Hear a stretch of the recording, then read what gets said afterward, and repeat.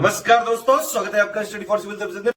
जैसे study for civil services के छात्र हैं तो ये वाला टेलीग्राम जरूर ज्वाइन करके रखिए। यूट्यूब चैनल में हमारे साथ है तो भी ये वाला टेलीग्राम ज्वाइन करना बहुत ज्यादा जरूरी है। सारे नोटिफिकेशन, सारे अपडेट, सारे मोस्ट इंपोर्टेंट पिक्स, सारा रिवीजन सब कुछ यहाँ पे बताया जाता है। टेस्ट को ध्यान से अटेम्प्ट करिए और बताइए कितना स्कोर आपने किया है, कितने सही किए हैं टोटल क्वेश्चन में से। सभी लोग अपना अपना स्कोर जरूर कमेंट करिए।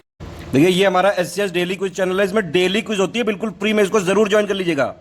ये हमारा इंस्टाग्राम का पेज है, इसको जरूर फॉलो कर लीजिएगा। Study for civil dot services करके अगर आप इंस्टाग्राम में सर्च करेंगे तो आपको मिल जाएगा। वीडियो के डिस्क्रिप्शन में इसकी लिंक दी हुई। इसमें आप स्टोरी सेक्शन जरूर देखते रहा करिए, प्लस इसमें हाईलाइट्स आते रहते हैं और प्लस पोस्ट आती रहती है, इनको जरूर फॉलो करते रहिए।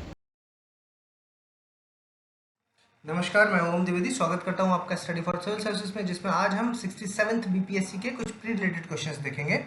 और शुरू करने से पहले मैं आपको बता दूं कि स्टडी फॉर सिविल सर्विसेज के कई फ्री और पेड कोर्सेज यूट्यूब और टेलीग्राम पर मौजूद हैं, जिन्हें आप इस लिंक के थ्रू और इन दो नंबर्स पर कॉल करके ज्वाइन कर सकते हैं। और हमारा पहला क्वेश्चन है, निम्नलिखित में से किस उपनिषद को बुद्ध का आष्टांगिक मार्ग है जो उसका स्रोत माना जाता है? छांदोग्य उपनिषद को, बृहदारण्यक उपनिषद को, तैत्तरीय उपनिषद को, मुंडक उपनिषद को, या इनमें से कोई नहीं, या एक से अधिक? तो देखिए इसका आंसर हो जाएगा तैत्तरीय उपनिषद। ठीक है, सी आंसर। अगला देखें, दिव्यावदान बौद्ध ग्रंथ के अनुसार बिंदुसार किस संप्रदाय का अनुयायी था? बौद्ध संप्रदाय का, जैन का, वैष्णव संप्रदाय का, शैव संप्रदाय का, या इनमें से कोई नहीं? तो आंसर हो जाएगा इनमें से कोई नहीं। क्यों होगा आंसर? क्योंकि जो आपका बिंदुसार था वो क्या था? आजीवक संप्रदाय का अनुयायी था। ठीक है, आजीवक याद भी रखिएगा, आजीविकास। ठीक है, आजीवक याद रखिएगा। ठीक है, ई आंसर। अगला देखिए, बुद्ध की शिक्षाओं को सुत्त पिटक एवं विनय पिटक के रूप में किस स्थान पर संकलित किया गया है? राजगृह में, वैशाली में, सारनाथ में, बोधगया में, या इनमें से कोई नहीं, या एक से अधिक? तो देखिए इसका आंसर हो जाएगा राजगृह। ठीक है, ए आंसर। क्योंकि जो प्रथम बौद्ध संगीति थी वो राजगृह में सप्तपर्णी गुफा, याद रखिएगा सप्तपर्णी, ठीक है, सप्तपर्णी गुफा में हुई थी, तभी इसको संकलित किया गया था 483 बीसी में। ठीक है, और अध्यक्ष कौन थे इसके? अध्यक्ष थे आपके महाकश्यप, और जो शासक थे वो थे अजात शत्रु। ठीक है, हिरण्यक वंश के अजात शत्रु। ठीक, इतनी इंफॉर्मेशन याद रखिएगा। तो आंसर इसका है ए। अगला देखें, निम्नलिखित में से कौन सा धर्म संसार की वास्तविकता को स्वीकार करता है लेकिन सृष्टिकर्ता के रूप में ईश्वर को स्वीकार नहीं करता है? ठीक है, तो इसका आंसर हो जाएगा बौद्ध धर्म, जैन धर्म, वैष्णव या शैव धर्म। तो आंसर है इसका जैन धर्म। ठीक, बी आंसर।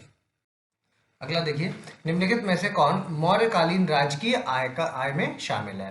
बाघ, प्रणय, हिरण्य, सेतुबंध, या इनमें से कोई नहीं, है एक से अधिक? तो देखिए इसका आंसर हो जाएगा एक से अधिक। क्यों? क्योंकि मौर्यकालीन के जो प्रमुख कर हैं वही ये सारे दिए हुए हैं। भाग है, जो भाग होता था आपका उपज का हिस्सा। ठीक है, उपज। और प्रणय है जो वो हो गया आपका आपातकालीन कर, इमरजेंसी टैक्स, आपातकालीन कर। और हिरण्य है जो वो आपका जो था वो नगद टैक्स है, नकद। ठीक है, और जो आपका सेतुबंध है ये आपका सिंचाई कर हो गया, सिंचाई कर। ठीक है, इसके अलावा एक और है इंपॉर्टेंट, बलि, वो है आपका एक प्रकार का भू राजस्व, ये भी पूछा जाता है, इसको भी याद रखें। ठीक है, आंसर ई। अगला देखिए, गुप्तोत्तर काल में उत्तर भारतीय ग्रामीण क्षेत्रों में ग्रामव्रत और मुखिया लोगों के वर्ग को किस नाम से जाना जाता था? भूमिहार, चौधरी, कायस्थ, या महात्तर? इनमें से कोई नहीं, है एक से अधिक? तो जो विलेज एल्डर्स थे उनको महात्तर के नाम से जाना जाता था। D answer. अगला देखिए, निम्नलिखित में से किस प्रसिद्ध दक्षिण भारतीय शासक ने 1000 ईस्वी में भू राजस्व के निर्धारण के लिए भूमि का सर्वेक्षण कराया तथा स्थानीय स्वशासन को स्वीकृति प्रदान की? पुलकेशन सेकंड, राजेंद्र वन, या नरसिंह वर्मन द्वितीय, कुरुतोम वन?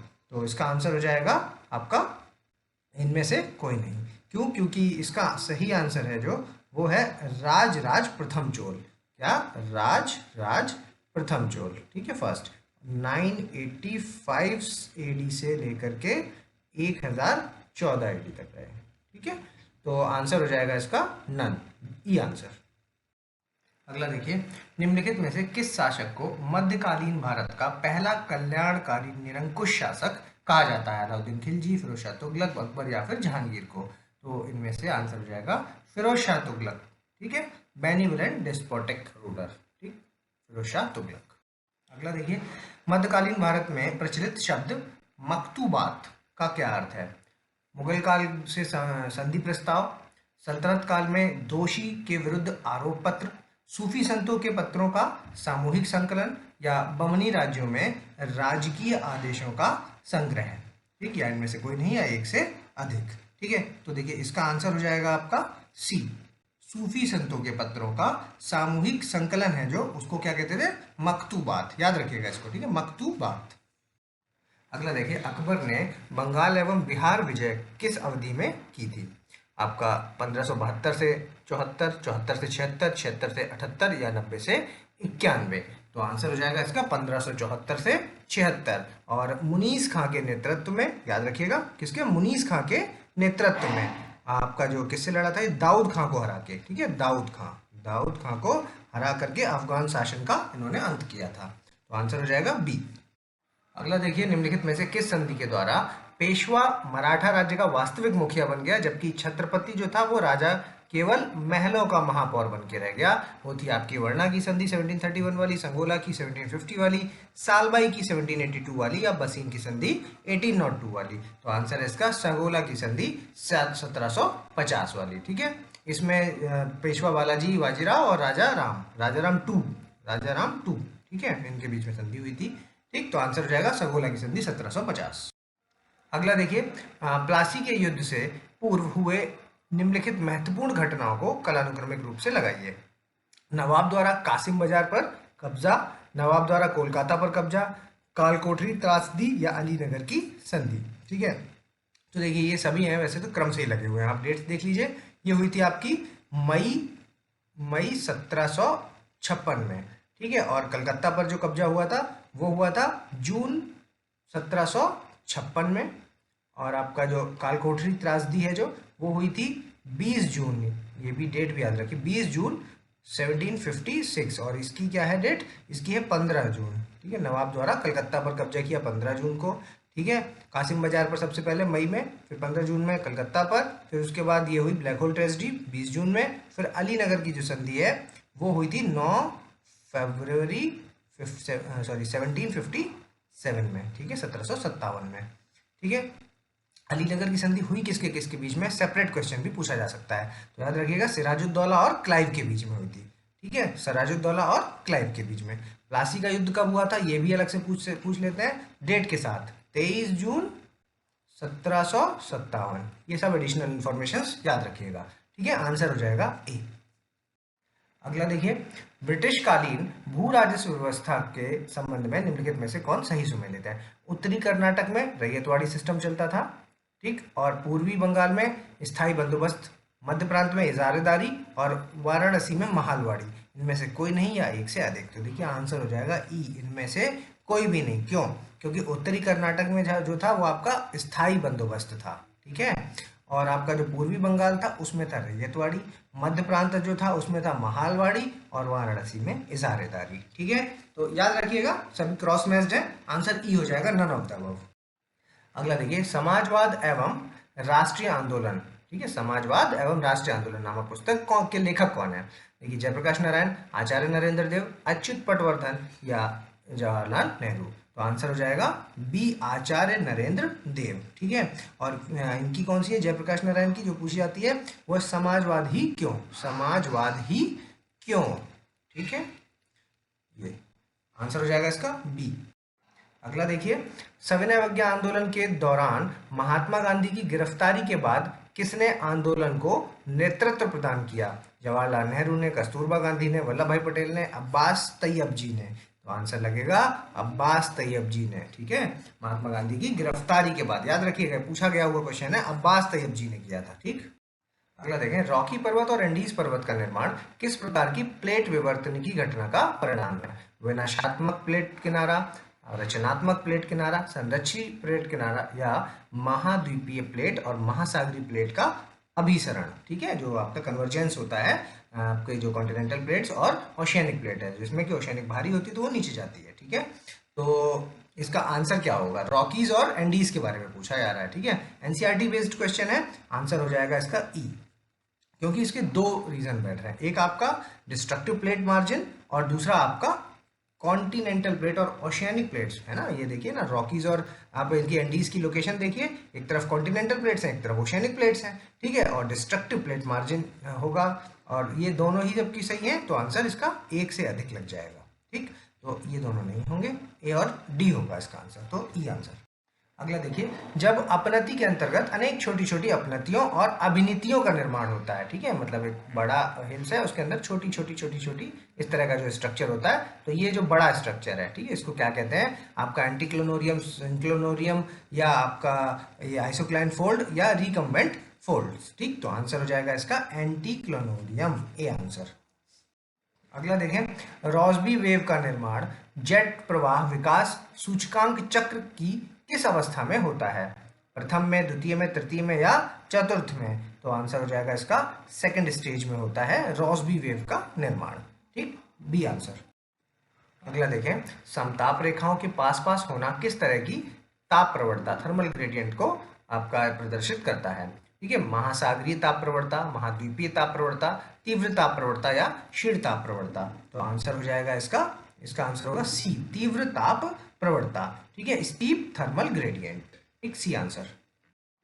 अगला देखें, मिश्रित रेखीय क्षेत्रों में वायुमंडलीय संघनन के पश्चात किस प्रकार के बादलों का निर्माण होता है, वायुमंडलीय संघनन के बाद, ठीक है, एटमॉस्फेरिक कंडेंसेशन के बाद किस तरह का होता है, वर्षा स्तरीय बादल बनते हैं, कपासी वर्षा बादल बनते हैं, पक्षाभ स्तरीय बादल बनते हैं, या पश्चाप कपासी बादल बनते हैं, तो इसका आंसर हो जाएगा आपका बी, कपासी वर्षा बादल बनते हैं, यानी कि क्यूमुलोनिम्बस क्लाउड्स बनते हैं, ठीक, आंसर बी। ये आपको क्लाउड्स वाला जो है चैप्टर, इसमें से एक क्वेश्चन आ जाता है बीपीएससी में, तो ये आपको एक बार देख लेना है सारा कि किस तरह के होते हैं, कितनी हाइट होती है, स्टेटस कौन से होते हैं, निम्बस कौन से होते हैं, क्यूमुलोनिम्बस कौन से होते हैं, ठीक है, ये सारे आपको एक बार देख लेने हैं। अगला देखें, जब गर्म महाद्वीपीय भागों के ऊपर ठंडी वायु राशि होती है तब मौसम कैसा होता है, मौसम तूफानी रहता है, मौसम अत्यधिक गर्म और आर्द्र रहता है, मौसम अत्यधिक ठंडा और कोहरा रहता है, मौसम साफ रहता है, तो इसका आंसर हो जाएगा मौसम साफ रहता है जब गर्म महाद्वीपीय भागों के ऊपर ठंडी वायु राशि होती है, ठीक है, कोल्ड एयर है जो over the hot continental parts, ठीक, कोल्ड एयर ऊपर होती है तब, ठीक, मौसम साफ रहता है। अगला देखिए, निम्नलिखित में से कौन सा सागर हिंद महासागर का भाग है और एशिया को अफ्रीका से अलग करता है, अरब सागर, लाल सागर, भूमध्य सागर, कैस्पियन सागर, इनमें से कोई नहीं है, एक से अधिक, तो आंसर हो जाएगा लाल सागर, बी आंसर है ना, लाल सागर है जो रेड सी, वो आपको सेपरेट करता है इसको।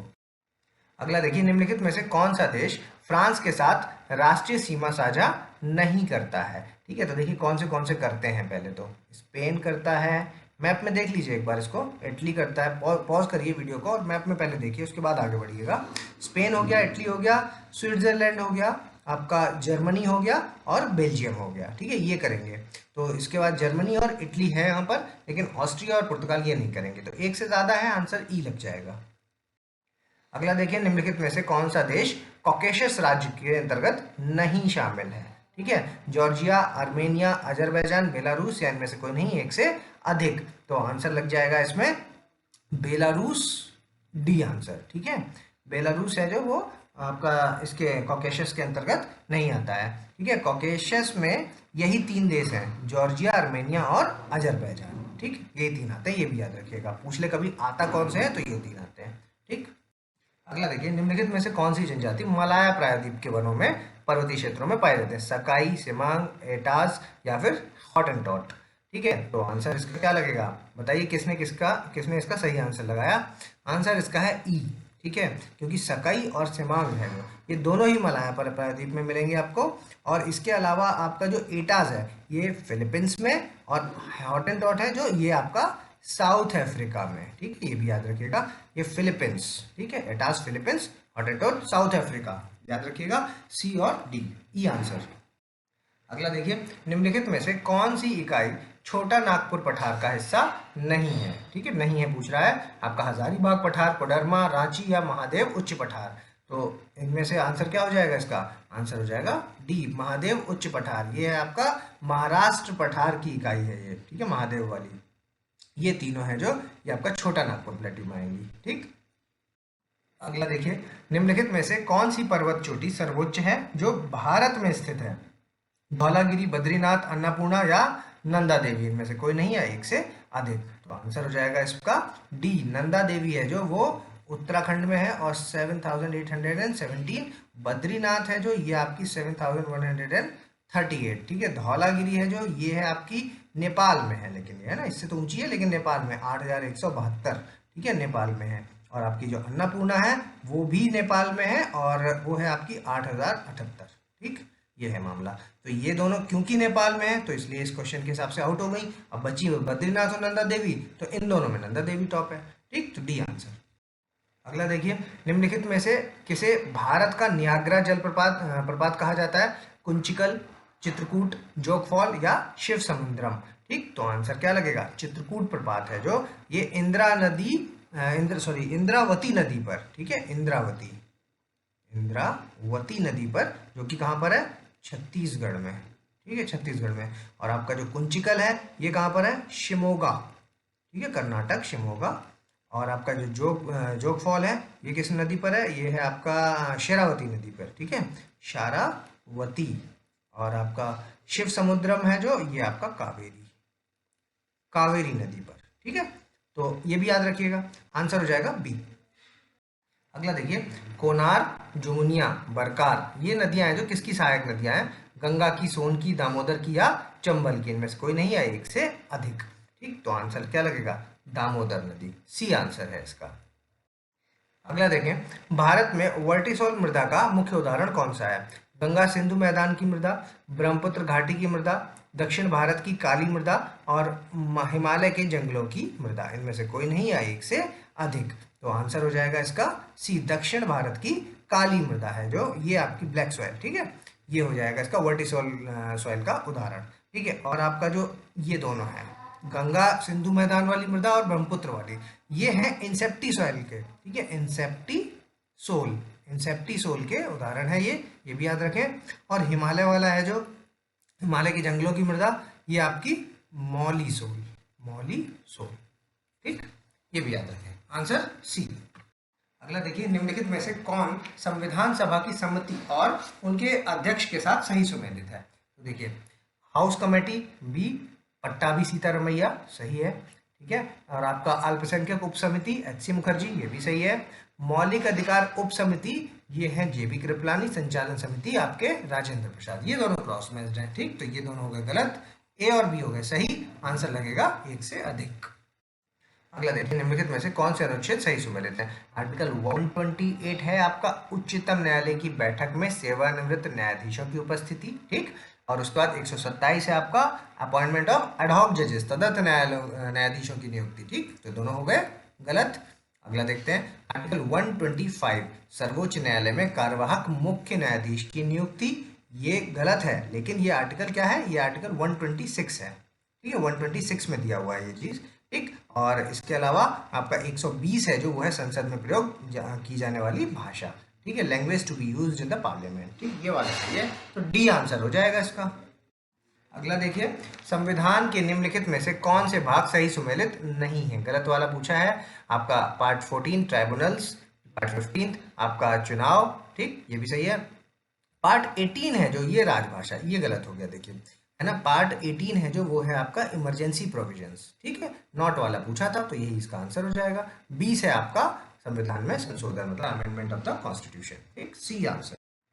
अगला देखिए, 12वीं अनुसूची निम्नलिखित में से किस संविधान संशोधन अधिनियम से संबंधित है? 12th शेड्यूल आपका 74th, 72nd, 73rd, 74th, 75th constitutional amendment act किससे है संबंधित? म्युनिसिपैलिटी वाला है 74th कॉन्स्टिट्यूशनल अमेंडमेंट एक्ट से संबंधित है, ठीक है। और पंचायती राज वाला जो है वो 73rd से है, 11th कॉन्स्टिट्यूशनल अमेंडमेंट एक्ट, ठीक है। तो आंसर लगेगा इसमें सी। अगला देखिए, मणिपुर, त्रिपुरा, मेघालय और मिजोरम, ठीक है, और अरुणाचल प्रदेश की केंद्र शासित प्रदेश की स्थापना किस वर्ष हुई है? ठीक है, तो देखिए, मणिपुर, त्रिपुरा, मेघालय, ठीक, तो ये तीनों हैं जो ये स्टेट, और बाकी आपका मिजोरम और अरुणाचल प्रदेश यूटी बने थे कब? 1971 में, तो सी आंसर लगेगा। लेकिन बाद में एक चीज और फैक्ट आपको याद रखना चाहिए कि मिजोरम और अरुणाचल प्रदेश है जो, इनको बाद में स्टेटहुड मतलब इन्होंने अचीव कर लिया था 1986 में, ठीक, ये बात भी आप याद रखिए। तो आंसर लगेगा सी। अगला देखिए, आंध्र प्रदेश और तेलंगाना विभाजन किस लोकसभा के दौरान हुआ? 13th लोकसभा, 14th, 15th या 16th, या इनमें से कोई नहीं। तो आंसर है इसका पहले देखिए इसकी डेट पता होनी चाहिए आपको। इसकी डेट है आपकी जो विभाजन हुआ है वो है 2 जून 2014। ठीक है, अब आप लगाइए 2014 में कौन सी लोकसभा चल रही थी? 15वीं लोकसभा। ठीक, सी आंसर। अगला देखिए, निम्नलिखित में से कौन सी तारीख जम्मू कश्मीर और लद्दाख के यूटी के रूप में गठन से संबंधित है? 28 अक्टूबर 2019, 29 अक्टूबर 2019, 30 अक्टूबर 2019 या 31 अक्टूबर 2019? इसका आंसर है 31 अक्टूबर 2019। अगला देखिए, निम्नलिखित में से किस गणमान्य व्यक्ति के लिए केवल नागरिक पात्र हैं? ठीक है, उपराष्ट्रपति के लिए ओनली सिटीजन आर एलिजिबल, बिल्कुल सही। उच्च न्यायालय के न्यायाधीश के लिए भी, और विधानमंडल के सदस्य के लिए भी, और भारत के महान्यायवादियों के लिए भी। ठीक है, सभी के लिए सिटीजन एलिजिबल है, सिर्फ सिटीजन एलिजिबल है, मतलब नॉन सिटीजन इसके लिए एलिजिबल नहीं है। ठीक, तो आंसर ई, एक से अधिक। अगला देखें, निम्नलिखित कथनों में से कौन सा आर्टिकल 21 के बारे में सही है? ठीक है, तो आर्टिकल 21 में एक प्रावधान है कि no person shall be deprived of his life and personal liberty except according to the procedure established by law. ठीक है, ये वाला पार्ट आप याद रखें। ये शब्द हैं जो ये कॉन्स्टिट्यूशन में लिखे हुए हैं, प्रोसीजर एस्टेब्लिश्ड बाय लॉ। ठीक, तो ये सही स्टेटमेंट है। दूसरा, ड्यू प्रोसेस ऑफ लॉ है जो इसका जो सेकंड पार्ट है, ड्यू प्रोसेस ऑफ लॉ, ये वाला क्लॉज हमने कहाँ से लिया है? अमेरिका से लिया, और ये तो आपका यूके का है, ब्रिटेन वाला। ठीक, और द क्लॉज है जो ये प्रोसीजर एस्टेब्लिश बाय लॉ, ये यूके से थर्ड स्टेटमेंट आ गया। ठीक, तो ये भी सही, ये भी सही, ये भी सही। और आर्टिकल 21A है जो ये क्या रेफर करता है? It is 6th constitutional amendment act of 2002। ठीक, ये भी सही। इसमें जो एक पार्ट ऐड किया गया है 21 का ए पार्ट। ठीक है, तो उसमें क्या है कि आपका जो छोटे बच्चे हैं 7 से लेके 6 से लेकर 14 साल तक के उम्र के जो बच्चे हैं उनको फ्री एजुकेशन के बारे में, राइट टू एजुकेशन है जो वो आर्टिकल 21A का पार्ट है। ठीक है, नन ऑफ द अबव या more than one of the above. तो answer more than one of the above, E answer. अगला देखिए, निम्नलिखित में से किस मामले में सर्वोच्च न्यायालय ने माना कि हमारे संविधान ने आर्टिकल 21 के संबंध में अंग्रेजी अवधारणा को मूर्त रूप दिया था? ठीक है, गोपालन के मामले में, मेनका गांधी के मामले में, केशवानंद भारती के मामले में, या एस.आर. बोम्मई के मामले में? इनमें से कोई नहीं है, एक से अधिक। आंसर लग जाएगा गोपालन के मामले में। ठीक है, फिर उसके बाद जब मेनका गांधी का केस हुआ था तब उन्होंने कहा था कि ऐसा लॉ जो नेचुरल जस्टिस के प्रिंसिपल को इनवैलिडेट करता है उस लॉ को इनवैलिडेट कर देंगे। ठीक है, ये गोपालन का मामला है जो इसमें पूछा गया, अंग्रेजी अवधारणा को मूर्त रूप में ऐसा कहा गया था आपके इसमें सर्वोच्च न्यायालय ने के गोपालन के मामले में। ठीक है, ये आंसर। अगला देखिए, केंद्र सरकार की निम्नलिखित में से कौन सी महत्वपूर्ण योजना 2016 से संबंधित है? अमृत मिशन 2016 से है, डिजिटल मिशन, उदय या स्टार्टअप इंडिया? तो आंसर लगेगा स्टार्टअप इंडिया 2016 की है, बाकी ये तीनों 2015 की है। ठीक है, सारी की सारी। तो आंसर डी। अगला देखिए, भारतीय रुपए का जो चिन्ह है, जो ये वाला चिन्ह है, जो ये वाला, ठीक है, ये जो है चिन्ह, ये किस तिथि को प्राप्त हुआ? 15 जुलाई 2010, 15 जुलाई 2011, 15 जुलाई 2012 या 13? इनमें से कोई नहीं है, एक से अधिक। आंसर है 15 जुलाई 2010। अगला देखिए, निम्नलिखित में से कौन अप्रत्यक्ष कर है? संपत्ति कर, आयकर, बिक्री कर या उपहार कर? इनमें से कोई नहीं है, एक से अधिक।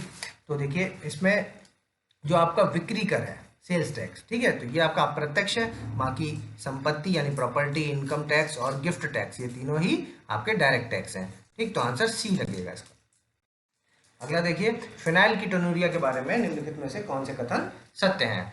देखिए, ये एक जन्मजात रोग है, ठीक, सही है, और इसके परिणाम स्वरूप मानसिक मंदता यानी कि मेंटल रिटार्डनेस हो जाती है, बिल्कुल सही है। और जो टोटल क्रोमोसोम्स है उनमें जो 12वें नंबर का क्रोमोसोम है उसमें जब कुछ प्रॉब्लम आती है, कुछ उसमें बदलाव होते हैं, तो उससे ये प्रॉब्लम अराइज होती है। तो ये भी सही स्टेटमेंट है।